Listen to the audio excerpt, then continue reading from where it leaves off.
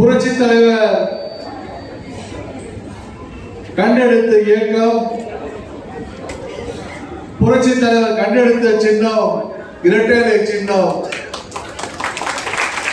புரட்சி தலைவர் வாழ்ந்த காலத்தில் சட்டமன்ற தேர்தலில்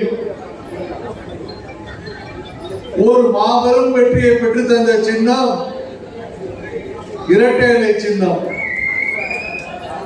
படுத்துக் கொண்டே ஜெயித்த வரலாறு புரட்சி தலைவர் எம்ஜிஆர் அவர்களே சாரும். பருகிமலையில் போட்டியிடுகின்ற போது 1967 குண்டடிப்பட்டு மருத்துவமனையில் சிகிச்சை பெற்றுக் கொண்டிருக்கின்ற காலகட்டத்தில் தொகுதிக்கே செல்லாமல் மருத்துவமனையிலே அமர்ந்து கொண்டு சட்டமன்ற உறுப்பினராக வெற்றி பெற்றவர் புரட்சி தலைவர் எம்ஜிஆர் அவர்கள். புரட்சி தலைவர் அவர்கள் மாணவர்கள் பசியோடு இருக்கக்கூடாது என்று நினைத்தார்.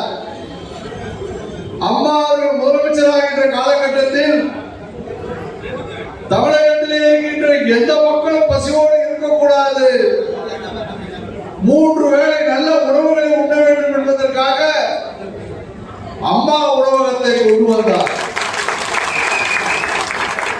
ஒரு மனிதன் காலை 5 ரூபாய் இருந்தால் 5 இட்லி சாப்பிடலாம். மதியம் நல்ல உணவு சாப்பிடா 2 வெரைட்டி ரைஸ் சாப்பிடா 10 ரூபாய். சாயந்தரம் இரவு ஒரு 4 சப்பாத்தி சாப்பிட்டா 6 ரூபாய். 21 ரூபாய் இருந்தது என்று சொன்னால் ஒரு மனிதன் காலத்தை அன்றைய பொழுதை கழிக்கின்ற மிகப்பெரிய வரப்பிரசாதத்தை தந்தவர் புரட்சி தலைவி அம்மா. ஆனால் இன்று இருக்கின்ற விடியா அரசு அந்த திட்டத்திற்கு 3 விழா காணுகின்ற முயற்சியில் ஈடுபட்டுக் கொண்டிருக்கின்றது. நான் நிச்சயம் சொல்வேன், மக்களுடைய சாபம் உங்களை தலைதெறிக்க ஓடுது. உங்களை வீட்டுக்கு அனுப்புவதற்கு நீங்களே சவக்குழுவி விழுவதற்கு அம்மா உணவகத்தை தொட்டு நீங்களே குளித்து கொண்டு கொண்டிருக்கிறீர்கள் என்பதை நீங்கள் மறந்து விடாதீர்கள். அது மட்டுமல்ல, மழை வெள்ள காலம், கொரோனா காலங்களில் அந்த அம்மா உணவகம் இலவச உணவு வழங்கி மக்களுடைய பசியை போக்கியவர் புரட்சி தலைவி அம்மா அவர்கள்.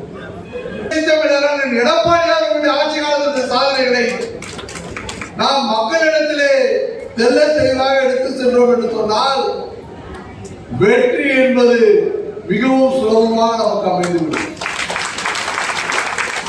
உங்களையெல்லாம் பணியோடு கேட்டுக்கொள்வேன், வேட்பாளர் யார் என்பதை நம்முடைய புரட்சி தமிழர் அருமையான பொதுச் செயலாளர் எடப்பாடியார் அவர்கள் பார்த்துக் கொள்வார்.